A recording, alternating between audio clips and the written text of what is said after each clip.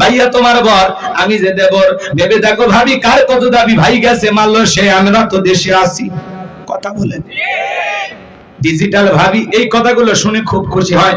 এমনও দুষ্ট দেবর আছে মাঝে মাঝে ভাবির ঘরে ঢুকে বলে, ভাবি আপনার চেহারার দিকে তাকাইলে মনে হয় না যে আপনার বিয়ে হয়েছে, আপনি যে 2 বাচ্চার মা, বোঝাই যায় না।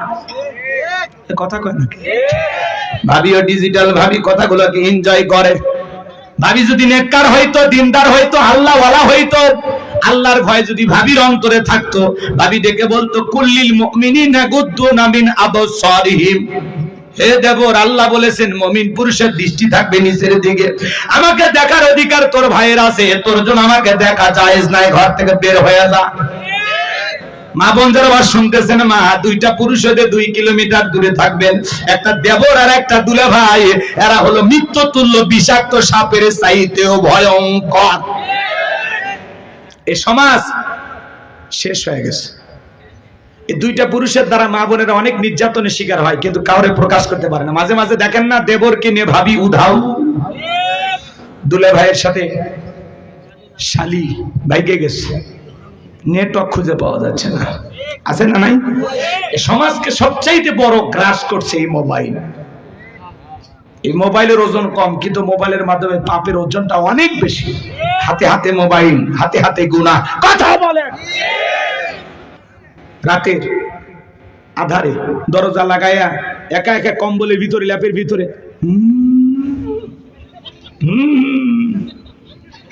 মা যখন নক করে দরজা, ভিতরে এখন আলো চলে, বাংলাদেশের স্বাধীনতার যুদ্ধ পদ্মা সেতু করতে পড়ার ভান করে। যখন মা চলে যায়, আবারও মোবাইলে অনলাইনে ফ্রি ফায়ার, পাবজি, সাসাজি, অনলাইনে জুয়া, এই সমাজকে ধ্বংস করে দিচ্ছে। ইয়াবা আসক্ত। কথা বলে না কেন? আপনাদের এলাকার ছেলেরা ভালো, এরা ইয়াবা খায় না, এরা শরবত খায়। এলাকায় নেশা করে, অভাব নাই। একটা সন্তান যদি নেশা করে, ওর পরিবারকে ধ্বংস করে দেয়। কথা বলেন, নেশা দ্রব্য করো না বাবা, শরাব পান করো না, মদে আবার ফেন্সিডিল, গাঁজা, মদ এগুলো খাইও না, এগুলো মাতলামি করো না। আল্লাহ যেন যুব সমাজকে হেদায়েত দান করেন। যেই মুখে মা, সেই মুখে মাদক তোলা যাবে, মাদককে না বলুন। আল্লাহ যেন যুব সমাজকে হেদায়েত দান করেন। জোরে বলেন আমি। শুনেন শুনেন, শেষ কথাগুলো বলে দিয়েছে, খারাপ লাগে? দোয়ার দিকে গেলে ভালো হয়। মেলা রাজে, আমি তো মনে করি কেবল 12টা বাজতেছে, 12টা পার হয়ে গেছে। তাকবীর দেন, লিল্লাহ তাকবীর। তাহলে যুব সমাজকে কি নষ্ট করছে? মোবাইল। কি নষ্ট করছে? আমি কি বলবো? রাগ করবেন না। দেশে মোবাইল আইছে, চিঠি বন্ধ হইয়াছে, দিওয়ানা বানাইছে, ভোলা মায়ের মনের কথা ভাসে বাতাসে।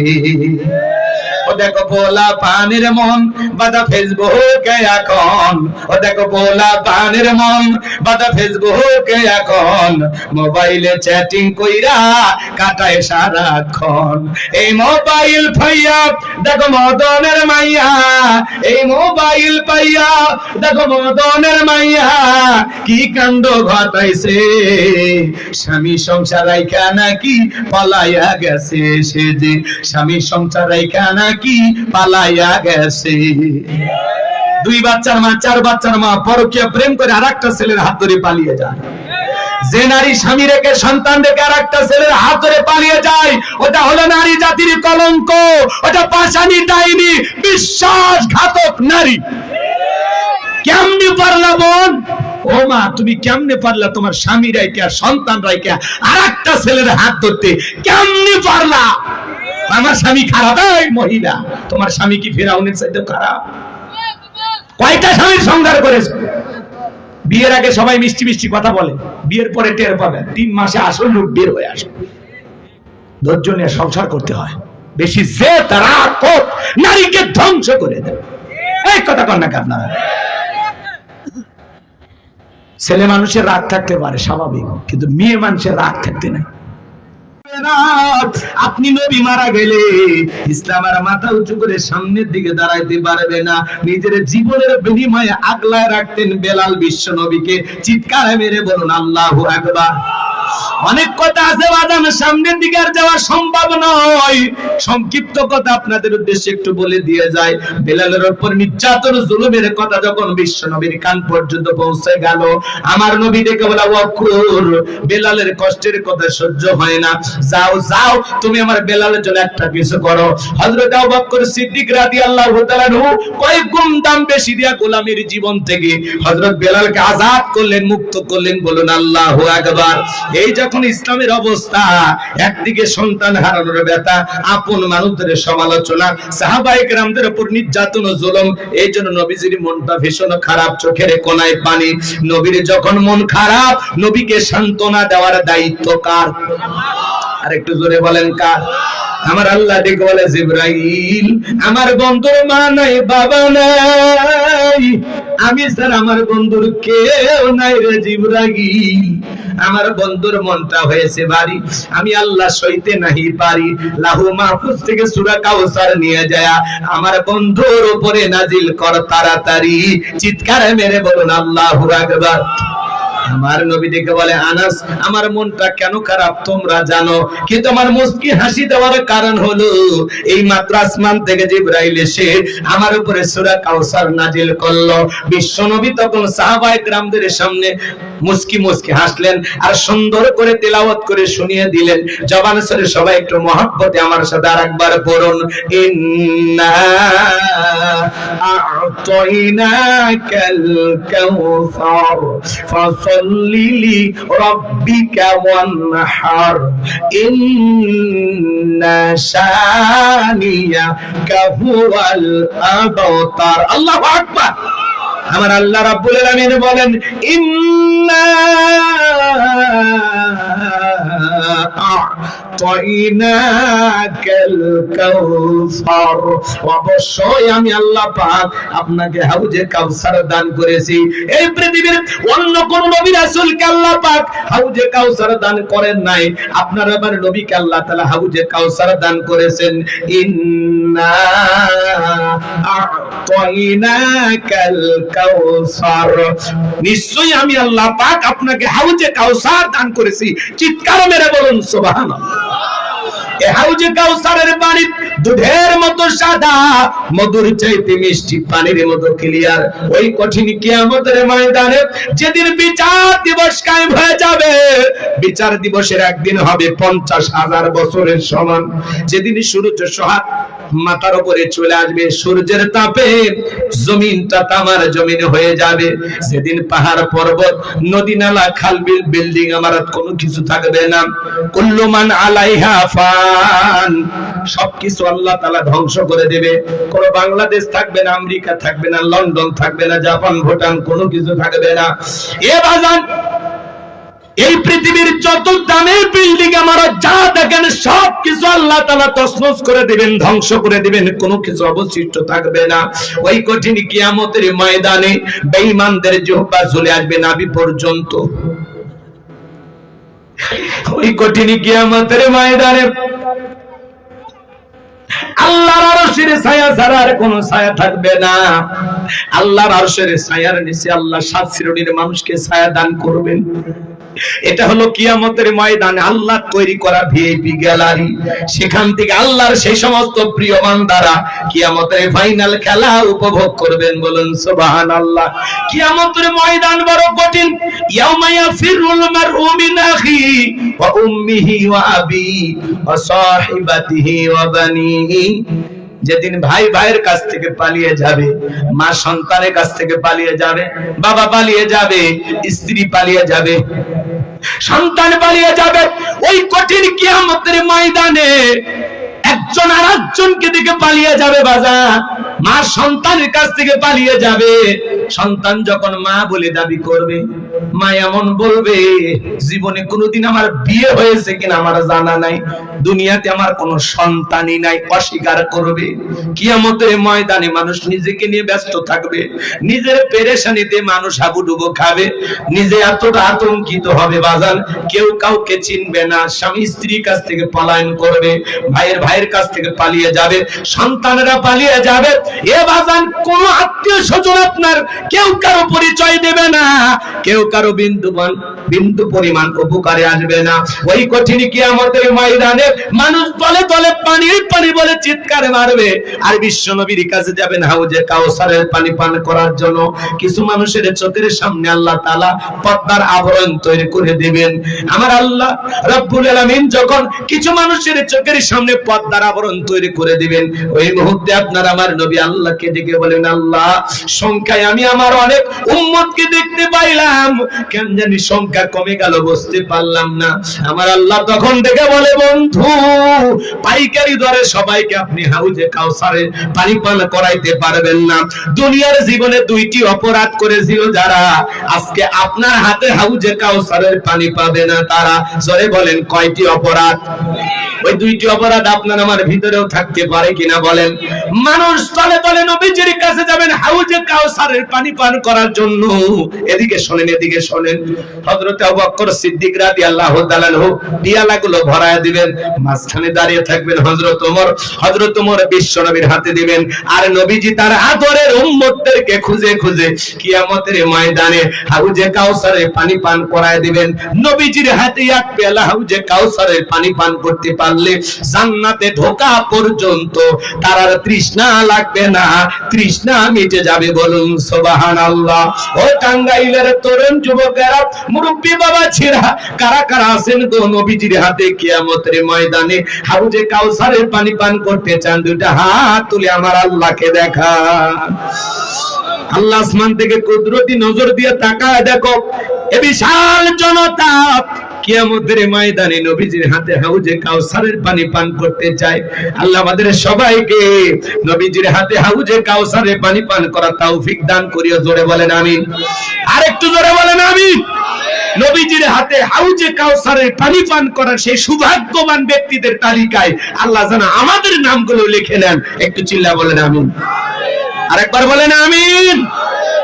হাত নামান বাজান গো আমার, পানি চাইলে তো পাওয়া যাবে না, অত সহজ না। কথা বোঝেন? শোনেন, আমি আপনাদের এলাকা আসলাম, একটা ছেলের হাতে কিছু চকলেট দিলাম, দিয়ে বললাম, বাবা ভাতিজা এক বোতল পানি এনে দাও, একটু উজু বানাবো। ওই ছেলেটা চকলেট পাইয়া মারছে দৌড়, মাঝখানে আসার খাইয়ে পুড়ে গেছে, হাঁটু ছিলে গেছে, রক্ত বের হয়ে গেছে। চকলেট থাকার কারণে উঠে দাঁড়াইছে, বদনা ভরিয়ে পানি নিয়ে আমার হাজির। আমি তখন বললাম, বাবা ভাতিজা এই পানি আনতে গিয়ে তোমার কষ্ট হয়েছে, মাঝখানে আসার খাই পুড়ে গেছে, হাঁটু ছিলে গেছে, ব্যথা পাইছো, রক্ত বের হয়েছে। ওই চকলেট থাকার কারণে ছেলে বলতেছে, আমি এরকম কত পড়ে যাই, আমার কিছুই হয় না। কথা কয় না? এই ব্যথাকে ব্যথা মনে করতেছে না, কার কারণে? চকলেটের কারণে। কিয়ামতের ময়দানে নবীজির হাতে এক পেলা হাউজে কাউসারের পানি যদি পান করতে পারেন, আর আল্লাহর আরশের নিচে ছায়া যদি পান, কিয়ামতের কঠিন দিন, ভয়ঙ্কর দিন আপনার কাছে কঠিন মনে হবে না, আল্লাহ সহজ করে দিবেন। বলুন সুবহানাল্লাহ, সুবহানাল্লাহ। কিন্তু পানি চাইলেই তো পাওয়া যাবে না, কাজ করতে হবে। ঠান্ডা পানিতে ওযু বানায় মালিককে সিজদা দিতে হবে। হঠাৎ করে কেউ নামাজ ধরেছে, পুরাতন মুসল্লি যারা, এরা এই নতুন নামাজিকে দেখে ঠাট্টা বিদ্রুপ করে। ভাই আমার ভাষা কি বোঝেন? কষ্ট হয় না তো? নতুন মুসল্লি দেখে বলে, হ্যাঁ আজকে সূর্য কোন দিক উঠছে, উত্তরপাড়া বাদশা দিকে মসজিদে, বলে কিনা? নামাজ পড়বি না, আবার 2 দিন পরে ছাইড়ে দিবি। মুরব্বি সাবধান, আপনি তো দাওয়াত দিয়ে 5 জনকে মসজিদে আনতে পারেন না। ওই লোকটা মসজিদে আসছে, 2 দিন পড়বে না 2 ওয়াক্ত পড়বে, এটা এর ব্যাপার, ওর হিসাব ও দেবে। পারলে ওর জন্য দোয়া করেন যে ভাতিজা তুমি মসজিদে আসছো দেখে দিলটা ভরে গেছে, আল্লাহর কাছে দোয়া করি আল্লাহ যেন মৃত্যু পর্যন্ত তোমাকে মসজিদে এসে সিজদা দেওয়ার তৌফিক দান করেন, দোয়া করেন। পারলে নামাজ শেষে তার 1 কাপ চা খান। এই কথা কন। আর আপনার এই ঠাট্টা বিদ্রুপের কারণে এই হাসি তামাশা রসিকতার কারণে ওই লোকটা যদি পর রক্ত থেকে সালাতে না আসে, আল্লাহর কাছে কি জবাব দেবেন বলেন? আমার কি আলোচনা বোঝেন? বলবো, কষ্ট পাবেন না? যুবক বয়সে দাড়ি রাখলে অনেকে সমালোচনা করে, এই বয়সে দাড়ি রাখলি বুড়ের ভাত ধরলি, কথা কয় না। যুবক বয়সে দাড়ি রেখে বউ নিয়ে ঘুরতে গেছে, ভাবি আসসালামু আলাইকুম, সাথে চাচার খবর কি? বাড়িতে বউ যা রাগ করে, তোমার সাথে বাইরে যাওয়া জানে কেন? কয় আমার এটাকে ভাবি, তোমার এটাকে চাচা। যেই বউ নবীর সুন্নত দাড়িকে মহব্বত করে না, এই বউ আপনাকে 100% ভালোবাসা দিতে পারে না। কথা বলেন? দাড়িওয়ালার এই দিক, এই দাড়ির ভিতরে আছে মদিনাওয়ালার প্রেম। পৃথিবীর সকল নবী মুখে দাড়ি ছিল, সুবহানাল্লাহ বলবেন না? এই দাড়ি পুরুষের সৌন্দর্য। দাড়ি রাখলে পুরুষকে পুরুষ মনে হয়, আর দাড়ি ছাড়া পুরুষকে মহিলার মতো লাগে। মহিলারও দাড়ি নাই, পুরুষেরও দাড়ি নেই। 60-70 বছর বয়স হয়ে গেছে, চামড়া জড়িয়ে গেছে, তাও সেলুনে যাবে ক্লিন শেভ মারে। চাচা চামড়া জড়িয়ে গেছে, ঠিক মতো ধরা যায় না, প্লাস দিয়ে ধর, প্লাস দিয়ে কথা কর। মুরব্বী চাচা, যে কায়দায় চামড়া জড়িয়ে গেছে, ভালো মতো সেভ করা যায় না, একটু দাড়িটা ছাড়েন, এইবার রাখেন। কয় না, দাড়ি চুলকায়। তোমার দাড়িতে চুলকায়, কবরে যাও, ফেরেশতারা চুলকানির মলম নিয়ে বসে আছে। কথা কয় ঠিক কিনা? দাড়ি ভাল লাগে না। আপনি মুসলমান দাবি করেন, কত দুর্ঘটনায় মানুষ মারা যায়। আল্লাহ না করুক, মুখে দাড়ি নাই, পকেটে টুপিও নাই, দুর্ঘটনায়, বাস দুর্ঘটনা আপনি মারা গেছেন, মানুষ কি করবে? লুঙ্গি খুলে দেখবি মাথা কাটা আছে না নাই। মরার পরে আপনার ইজ্জত মানুষ দেখবে। এই জন্য হয় মাথায় টুপি, না হলে মুখে দাড়ি, দুইটার মধ্যে একটা নিয়ে ঘোরেন। কথা কয় না, কথা কয় না। এই যে মাহফিলে আসছেন, অনেকের মাথায় টুপি নাই। কি এটা? গানের কনসার্ট? এটা ওয়াজ মাহফিল না? জান্নাতের বাগান না? এখানে আসার একটা ভদ্রতা নাই, পরিবেশ নাই, মাথায় কেন টুপি নাই বলেন? যান, চলেন আমার সাথে, চলেন জামালপুরে, চলেন ময়মনসিংহে, চলেন এদিকে নোয়াখালী, কুমিল্লা, লক্ষ্মীপুর, চলেন। টুপি ছাড়া কোনো শ্রোতা পাবেন না। যত সমস্যা উত্তরবঙ্গে, অধিকাংশ শ্রোতা আসে এমনি, 5 মিনিট শোনে, বাদাম খাই, চলে যায়। মানে এদের ওয়াজের ভর্তি কোনো আকর্ষণই নাই, মানে ওয়াজের প্রতি যে একটা মনোযোগ, এটা নাই। রাগ করেন আপনারা? করলে আমার সমস্যা কি? আপনাদের এলাকায় যদি আমার দাওয়াত না হয়, আমার কোনো আপত্তি আছে? রিজিকের মালিক কে? তাহলে দাওয়াতের আশায় ওয়াজ করলে হবে না, সাইজ করে দম। এগুলো ওয়াজ না, এগুলো মাঝে মাঝে ওয়াজ। কথা বল। তাহলে যুবক, মদিনাওয়ালাকে মহব্বত করিয়া, নবীজির প্রেম ভালোবাসা নিয়ে কোন কোন যুবক আছো আজ থেকে দাড়ি কাটবা না? মদিনাওয়ালার প্রেম ভালোবাসা নিয়ে কারা আছো? দাড়ি তার কোনোদিন বিলেট লাগাইবা না, খুর লাগাইবা না। একটু হাত তুলে দেখাও শোনা। আরে বেটা, আপনার তো দাড়ি আছে, দাড়ি যারা দাড়ি রাখবেন আজ থেকে ইনশাআল্লাহ, হাত তোলেন, বলেন ইনশাআল্লাহ আজ থেকে আর কোনোদিন দাড়ি কাটবো না। এই যে মানুষগুলো যদি পরিবর্তন হয়ে যায়, আলহামদুলিল্লাহ, ভাইয়ের পরিবর্তন হবে। হে যুবকে, তোমরা হাত তোলো না কে? তোমরা মাহফিল দিছো, তোমাদেরকে আগে ভালো হবে। বক্তার ওয়াজ শুনে যদি মানুষ, বেশি মানুষ ভালো হইতো, তাহলে এই ডেকোরেটর লোকের আগে ভালো হইতো। যে পরিমাণে ওয়াজ শোনে, কথা কন, কথা খান। আমার ভাইয়েরা মন খারাপ করেছেন মনে হয়। হাউজে কাউসারের পানি পান করতে গেলে কাজ করতে হবে দুইটি। দুইটা আঙ্গুল তুলে বলেন তো, কাজ করতে হবে কয়টি? দুইটি। আরো জোরে, জোরে হলো না। এবার হাত নামান বাজান। কি সেই দুইটি কাজ? আল্লাহ তাআলা 2 নাম্বার আয়াতে জানিয়ে দিলেন, ফাসাল্লি রাব্বিকা ওয়ানহার। বলেন বলেন, ফাসাল্লি রাব্বিকা ওয়ানহার, ফাসাল্লি রাব্বিকা ওয়ানহার। আমার কথা মনোযোগ দিয়ে শুনলে না, এই তাফসীর আপনি আপনার বউকে শোনাইতে পারবেন। 10 জন লোককে এক জায়গায় বসায় বলতে পারবেন যে গোলাম রব্বানী আসছিল, এইভাবে আলোচনা করছে। মনোযোগ দিয়ে শুনলে আমার এই ওয়াজ আপনার মুখস্থ হয়ে যাবে। শোনেন, ফাসাল্লি রাব্বিকা ওয়ানহার। 1 নাম্বার হলো ফাসাল্লি রাব্বিকা, রবের উদ্দেশ্যে সালাত। সালাত হবে কার জন্য? আর একটু জোরে বলেন, কার জন্য? قل إن صلاتي ونسكي ومحياي ومماتي لله رب العالمين। সূরা আনআম আয়াত নাম্বার 162 আল্লাহ তাআলা জানিয়ে দিলেন, নবীজি আপনি বলুন, আমার নামাজ, আমার কুরবানি, আমার জীবন, আমার মরণ লিল্লাহি রাব্বিল আলামিন, আসমান জমিনের প্রতিপালকের জন্য। তাহলে মুমিন জীবনের সব ইবাদত হবে একমাত্র আল্লাহ তাআলাকে রাজি খুশি করার জন্য। কথা বলেন ঠিক কিনা? তাহলে ফসল্লি লিরাব্বিকা, রবের উদ্দেশ্যে সালাত নামাজ হবে একমাত্র কার জন্য? قد أفلح المؤمنون الذين هم في صلاتهم خاشعون। অবশ্যই মুমিনরা সফল যারা নিজেদের সালাত বিনয়ের সহিত, নম্রতার সহিত আল্লাহর ভয় নিয়ে আদায় করে। সালাত হবে একমাত্র কার জন্য? فليعبدوا رب هذا البيت الذي أطعمهم من جوع وآمنهم من خوف। আল্লাহ তাআলা জানিয়ে দিলেন, এই ঘরের মালিকের ইবাদত করো, এই ঘরের মালিকের ইবাদত করো। ইবাদত যদি ইবাদতের মতো হয়, বান্দা নামাজ যদি নামাজের মতো আদায় করতে পারো, 5 ওয়াক্ত সালাত আদায় করা নফল না ফরজ, এটা রবের বাধ্যতামূলক ওয়াদা। নিজেকে মুসলমান দাবি করলে 5 ওয়াক্ত সালাত আপনাকে আমাকে অবশ্যই আদায় করতে হবে। আল্লাহ বলে, বান্দা এই ঘরের মালিকের ইবাদত করো। ইবাদত যদি ইবাদতের মতো হয়, নামাজ যদি নামাজের মতো আদায় করতে পারো, যে বান্দা 5 ওয়াক্ত সালাতে মাথা নত করে আমি আল্লাহকে সিজদা দেবে, আমি আল্লাহ সেই বান্দাকে 2টা জিনিস দেব।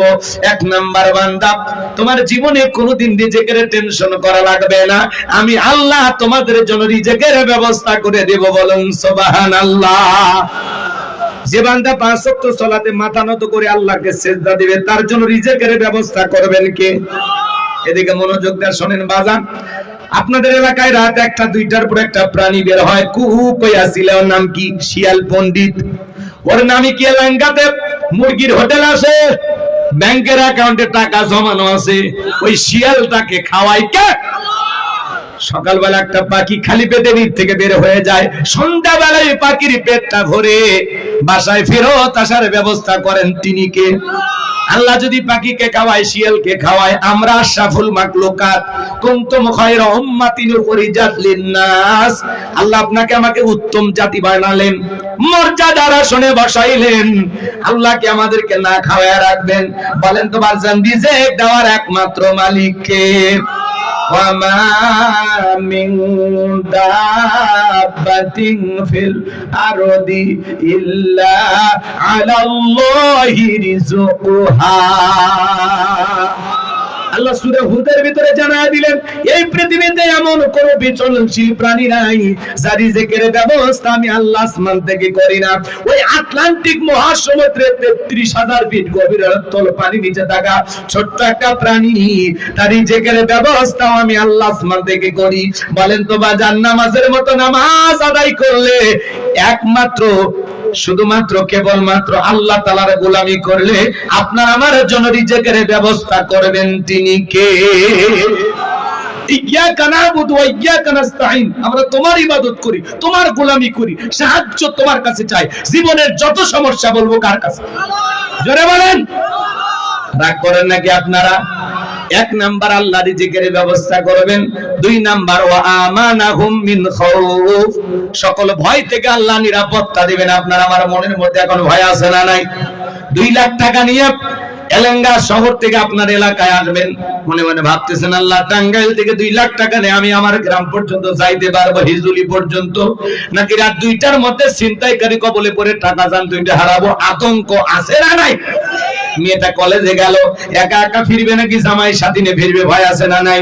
মেয়েটা স্কুলে গেল, ভালোভাবে ফিরবে নাকি কারো লালসার শিকার হবে? ভয় আছে না নাই?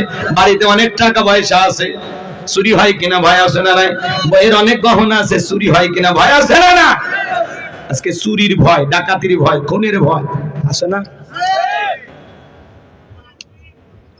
এই দেশে চুরি বন্ধ হয় না। চুরি বন্ধ হবে কেন? চুরি বন্ধ করতে হলে লাগবে কার আইন? জোরে বলেন। আজ থেকে 1500 বছর আগে আল্লাহ আইন দিয়েছেন, السارق والسارقة فاقطعوا أيديهما جزاء بما كسبا نكالا من الله। সূরা মাইদার 38 নম্বর আয়াতে 1500 বছর আগে আল্লাহ জানিয়ে দিয়েছেন, চোর পুরুষ হোক আর নারী হোক, আল্লাহর বিধান, আল্লাহর ফয়সালা। অপরাধ যদি প্রমাণিত হয়, চোরের ডান হাতের কবজি কেটে দাও। একটা চোরের হাত কেটে সোশ্যাল মিডিয়ার মাধ্যমে যদি প্রচার করা হতো, বাংলার পার্লামেন্টে আইন পাস করা হলো, চুরি করলে আল্লাহর বিধান অনুযায়ী চোরের হাত কেটে দেওয়া হবে, বাংলাদেশের সমস্ত চোরেরা তওবা করে আল্লাহর ওলি হয়ে যেত। কিন্তু কে শোনে কারো কথা? আজও গেল না মনের ব্যথা। এখন উচিত কথা যদি কই, পিঠের উপর দিয়ে যাবি মই। এ আনন্দে কিছু লোক কিনে খাবে বগুড়ার স্পেশাল দই। যত দোষ নন্দ ঘোষ, সত্যটা বললে দোষ, করলে অন্যায়ের প্রতিবাদ, নামটা হবে তোমার মৌলবাদ, নামটা হবে তোমার জঙ্গিবাদ। কথা বলেন, কোন নেতা আইন চালু করবে? কথায় আছে না, সরিষাই ভূত। নেতা আল্লাহর আইন যে চালু করবে, হাত কাটার আইন, নেতা তো দেখতেছে বাপরে বাপ, আমি হাত দিয়ে যে পরিমাণে দুর্নীতি করছি, প্রথমে তো আমার হাতই কাটা করবে। এই ভয়ে ওরা আল্লাহর আইন চালু করেনি। 53 বছর প্রত্যেকবার প্রধানমন্ত্রী হয়েছে মুসলমান। এই 53 বছরে কোনো মুসলিম বাংলাদেশের প্রধানমন্ত্রী হয়নি। নামাজের ন্যূনতম বিল বাংলাদেশের পার্লামেন্টে পাস করেনি। কথা বলে ঠিক কিনা? মনে রাখবেন, লন্ডন আমেরিকার আইন দিয়ার ভারতের পানি পড়া দিয়া 56,000 বর্গ মাইলের 56 ইঞ্চি মাটিতেও শান্তি প্রতিষ্ঠিত করতে পারবেন না। এই জমিনে শান্তি প্রতিষ্ঠিত হবে সেই দিন আল্লাহর কোরআন দিয়া জমিনটা চলবে যেই দিন। কোন আইনে বান্দাকে সাইজ করা যাবে, কোন আইনে বান্দাকে কন্ট্রোল করা যাবে, আল্লাহর চাইতে বেশি বুঝি আমরা। কথা বোঝেন না নাকি রাগ করেন আপনারা? তাহলে চুরি বন্ধ করতে হলে লাগবে কার আইন বাজান?